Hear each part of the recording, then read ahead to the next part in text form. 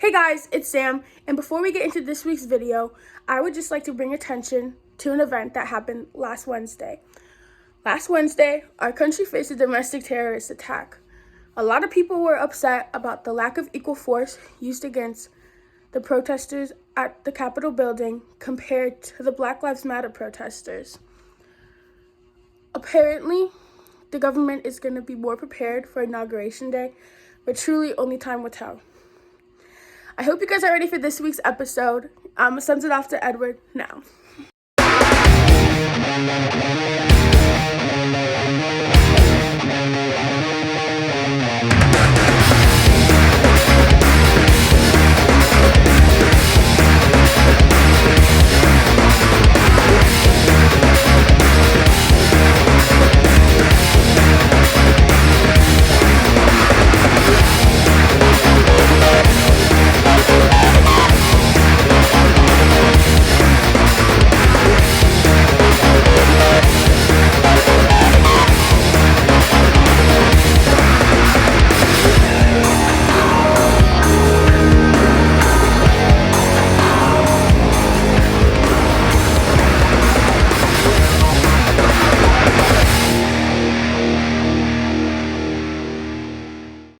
What's up, Bulldogs? I'm here again. My name is Childress, and I'm going to be your anchor today. Let's get straight into the announcements.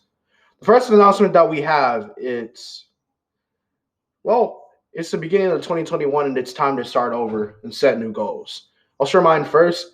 My goal for 2021 is to start my acting career by heading to college for my drama and theater's master's degree and major. Next announcement. Senior pictures are due this month on the 24th, very, very, very soon. You still have time to go to the studio or set up your appointment by calling the studio at 847-864-7322. That's 847-864-7322. Last announcement for the day. Trio is looking for educational talent. They have an event coming up really soon. Students who aren't in the ETS already, you must apply at bit.ly/3NTF8Z0. That's bit.ly/3NTF8Z0. You will receive a permission slip. For students who are already in the ETS, all you have to do is just fill out the permission slip at bit.ly/3bi3dh7. That's bit.ly/3bi3dh7. All right, Bulldogs, that's enough for announcements for today. Let's turn it over to Samantha or Oliva for the Alumni Interview.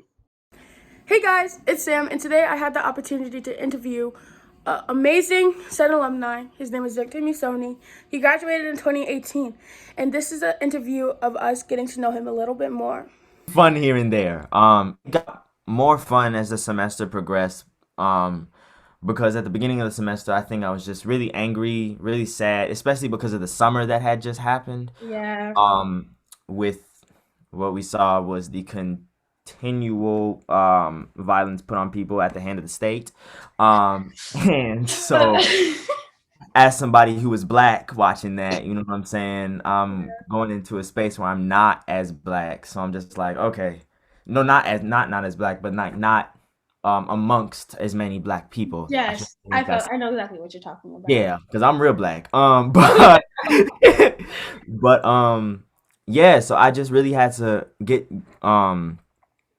just find places and spaces to heal amongst that time and really take care of myself and my emotions and what I was feeling, to make sure that I didn't halt my truth, but I was able to place it in someone's face and someone's ears without feeling like it was confrontational or like I was trying to but I was just trying to be like, no, this is the truth. This It's is just like what it is. Like, yeah, it's what it is. I totally agree with that. I've been telling people it's not that we want to be better than anybody else. We just want to be like on the same level as everyone else.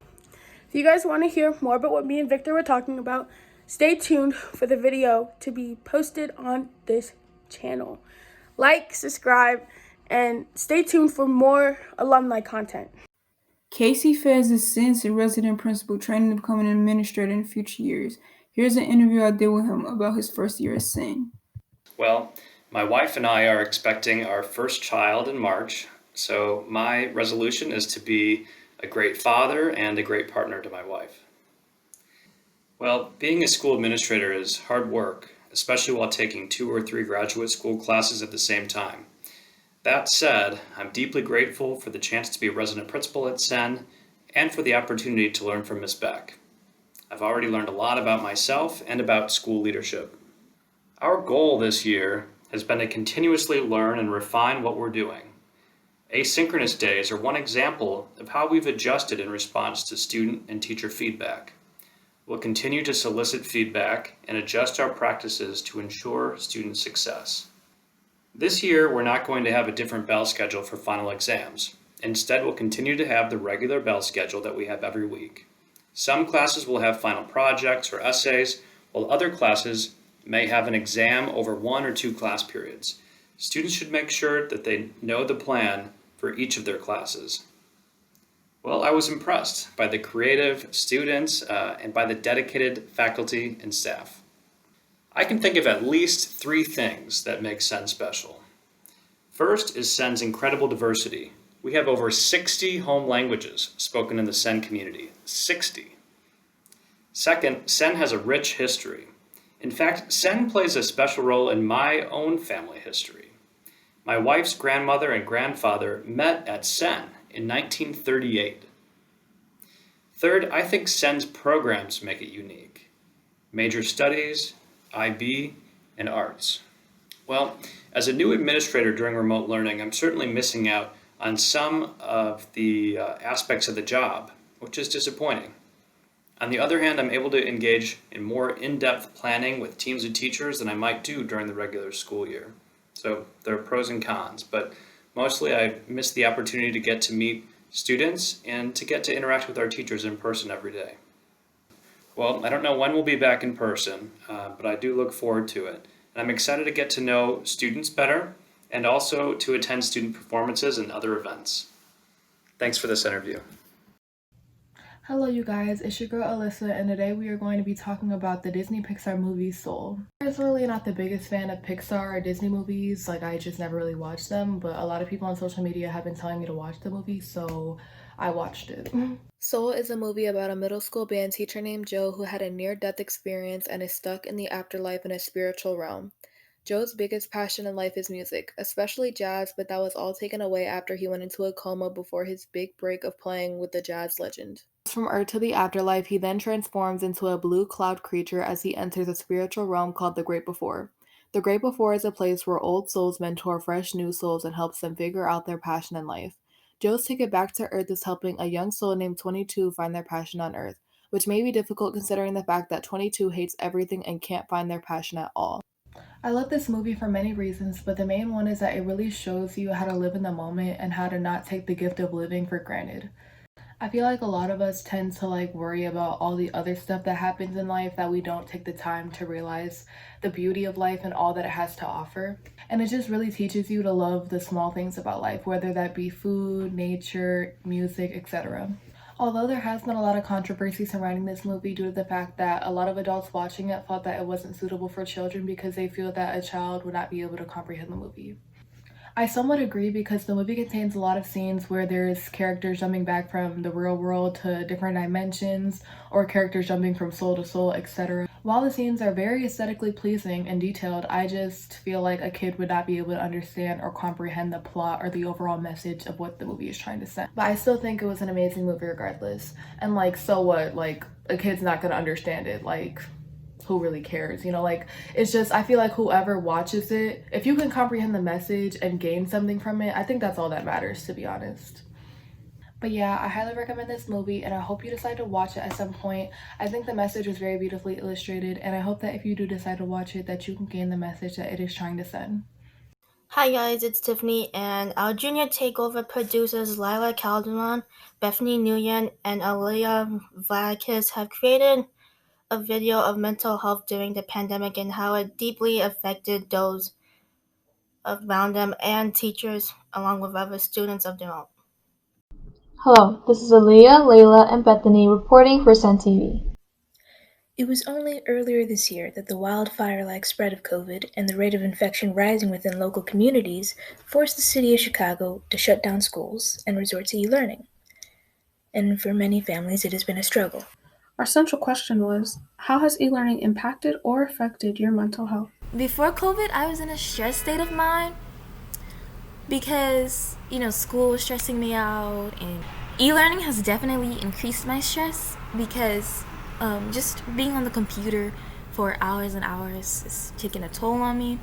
E-learning has taken a positive effect on me because I feel like I'm learning much more and it's easier for me to do my assignments. So examples, if I'm stressed out, could be a wide range of things. Making a new playlist, hanging out with my cat who's deciding to make a lovely an appearance, or even hanging out with my roommates.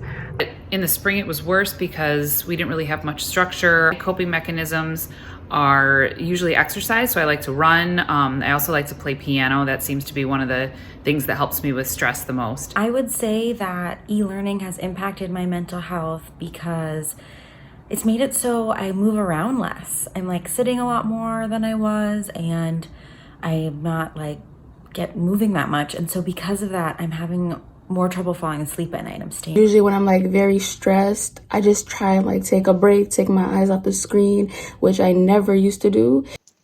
How has e-learning impacted my mental health? So I think with e-learning, since I'm working from home, it's remote, the line between work and home life is even blurrier than it was before. The difference between self-care and self-indulgence has really helped me.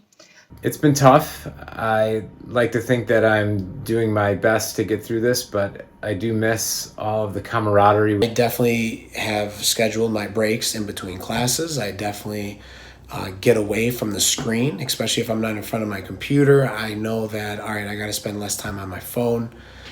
Spend a lot of time with my girls when I'm not teaching and doing e-learning. For me, it's wake up and open my laptop and hop in a Google Meet and go from class to class multiple hours of the day. And it's really hard, especially for me as a hands-on learner and a visual learner, to know that I cannot be with my classmates, with my peers, with my teachers, and that negatively impacts not only my learning, but just my mental health in general.